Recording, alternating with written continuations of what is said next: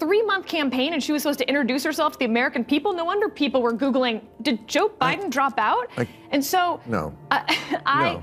You're saying 3 months wasn't long enough? It was too long. Not like we don't know. In Britain, for instance, when you have a short election, it's not like you don't know who the leader of the party is for months and years before that. But you're either the person who's Googling the day before, did Biden drop out, or you know in a week. You know, did anyone in this audience not know enough about Kamala Harris pretty much after a week? It's almost hard to believe, but here we are, months after the dust settled from last year's elections, and there are still people out there who haven't fully accepted the results. It's like they're living in an alternate reality where Kamala Harris didn't lose, where everything was just some elaborate misunderstanding. The denial isn't just quiet grumbling either, it's loud, public, and determined to shift the blame anywhere except where it actually belongs. Watching it unfold has been like seeing the same movie on repeat, different day, same excuses. Everything the candidates, especially the Democrats, do to get voters annoys them. The constant texting. Did you get the texts like from Tim Walz every 5 minutes? And the, like always begging for money and knocking on doors. We've got people knocking on doors. People don't want knocking on your door. Who in this day and age wants someone knocking on? Kids don't even like it when a phone call? That's like too much of a invasion of their privacy. 8 months have passed. 8 long months. And yet, for some reason, certain political voices refuse to acknowledge the obvious truth. Kamala Harris's campaign didn't fail because of some cosmic bad luck or grand conspiracy. It failed because of Kamala herself, and the strategies her team pushed. Bill Maher, never one to mince words, put that message out there without hesitation. On his show, when a few loyal defenders tried spinning the narrative, he shut it down fast. The moment they started listing excuses, Maher brought the conversation right back to accountability. His approach was almost surgical, cutting through the fluff, getting straight to the point. And honestly, whether you agree with him or not, you have to admit, someone needed to say it. Hasn't done anything yet, but I understand the. This was the problem. You know, there was a 2014 study that showed that Fortune 500 companies were more likely to pick a female CEO if the company was struggling, basically setting women up for the big job, but to also fail. If they did well, fine. But if they failed, like, look, we have a female CEO while failing. And that's what I feel like they did to Kamala Harris. When Biden refused to step aside and not run again, he was supposed to be that bridge. He backed off on that promise due to arrogance. And then he drops out after a catastrophic debate performance, and they set Kamala Harris up to fail. The way Bill Maher framed it was brutal but effective. He laid out a laundry list of reasons why voters simply didn't warm up to Kamala Harris. And it wasn't just a matter of opinion, these were traits and patterns that countless people had already noticed. Her tone often felt condescending, her public appearances scripted and stiff, and her messaging, well, it felt like it was built by a committee that had never spoken to a regular voter in their life. The Democrats had one job, just one: deliver a clear, relatable message that resonated with everyday people. Instead, they tied themselves in knots trying to please a hyper-online, hypersensitive faction of their base. And when that predictably didn't work, they didn't regroup or rethink. No, they doubled down with empty gestures, hollow promises, and an almost desperate attempt to guilt voters into supporting them.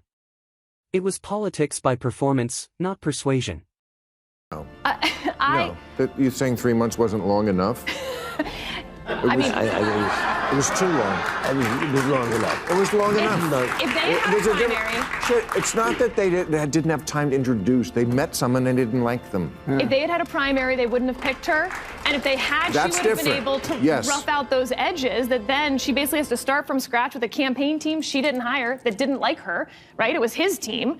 And so I wonder if that next Democratic person, maybe someone's not even on our radar yet. Because frankly, when you look at the history of who's there's two types. The one who waited in line, who was next in line, and then there's the one who comes out. That's Obama, that's Clinton, that's Reagan to some extent. Now, if you've been subscribed to this channel for a while, you already know we've covered our fair share of ridiculous political takes.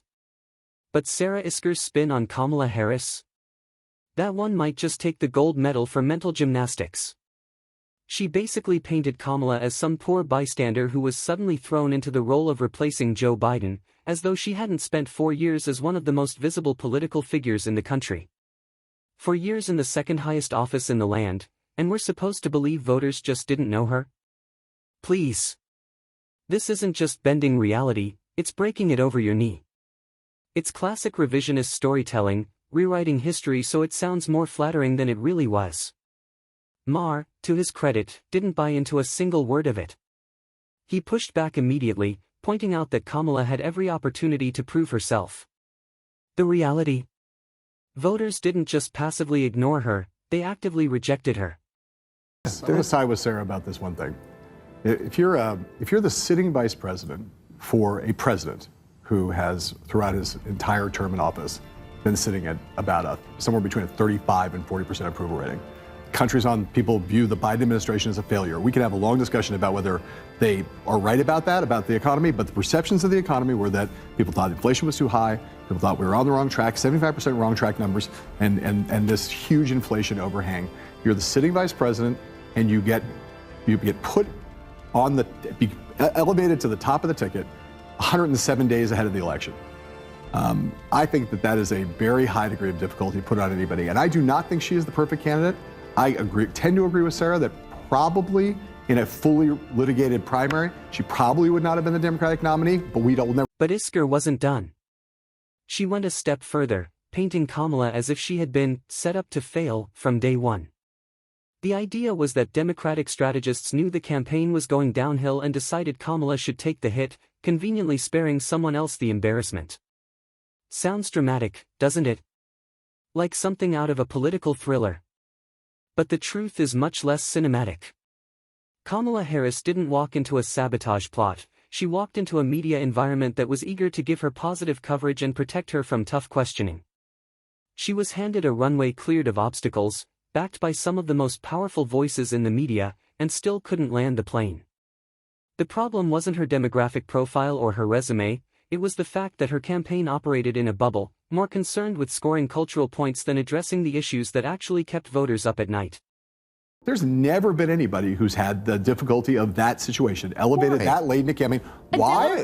Needed to run away from Bill, I don't know if you know this, but the vice president of the United States is basically shoved in a broom closet for 3.5 years. I know. Like, you couldn't. She was more popular in there. Yes, well. I mean, this idea that in a mass media age, that 107 days is not long enough to know somebody? You are way overestimating the American people in terms of what their ability. No. You have someone like Donald Trump has become a universally known, understood, loved by some, hated by others over the course of being omnipresent for 8 years. Okay. Barack Obama becomes president of the United States after running for 2 years as president, runs a 50-state primary, is on television, does dozens of Democratic debates. And just when you thought the excuse train had run out of fuel, John Heilman came charging in to keep it going. This is the same guy who, for years, was parroting lines about how the economy was thriving under Bidenomics. But suddenly, now that the election's over, he's admitting things were actually a mess. Inflation was real. Gas prices hurt. Grocery bills stung. Sound familiar? It's what regular Americans had been saying all along, only to be told they were imagining it. Now Heilman wants to say those economic woes made it impossible for Kamala to campaign effectively.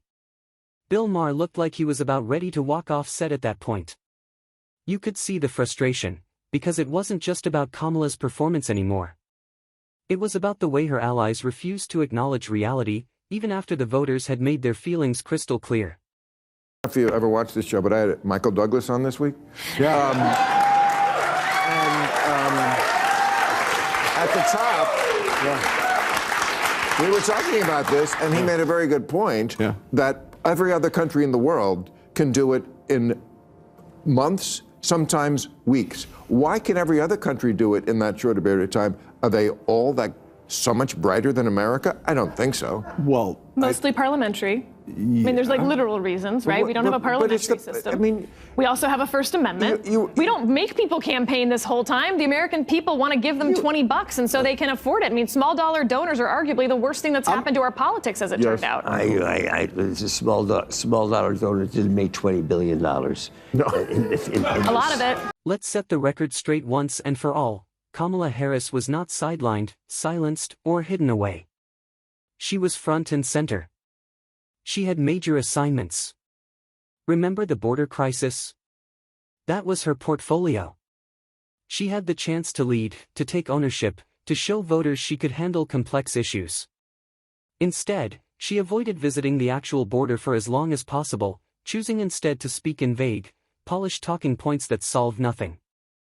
And it wasn't just policy failures. She had golden opportunities to connect with millions of Americans through media appearances. A simple, tough but fair interview could have humanized her. Instead, she often declined those invites. The few interviews she did accept became meme material, awkward laughs, rambling sentences, and answers that left everyone more confused than before.